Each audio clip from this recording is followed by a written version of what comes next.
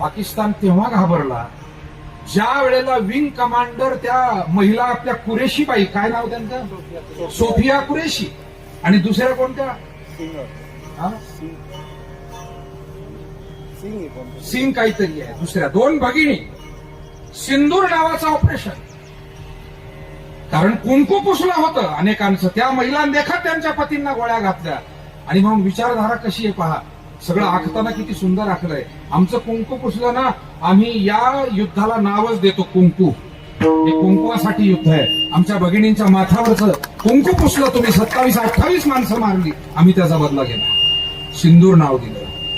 आणि त्यामध्ये भारताच्या एकोपाला घाबरला पाकिस्तान. अरे कुरेशी नावाची एक मुस्लिम मुलगी भगिनी विमानामध्ये बसून ती बॉम्ब टाकण्यासाठी तयार झालेली आहे, तिने विमान उडवलं.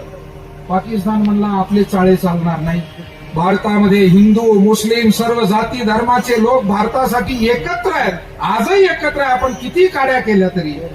आणि म्हणून पाकिस्तान हा फक्त शस्त्राला घाबरला नाही, तुमच्या आमच्या भारतीयांच्या एकोप्याला घाबरला.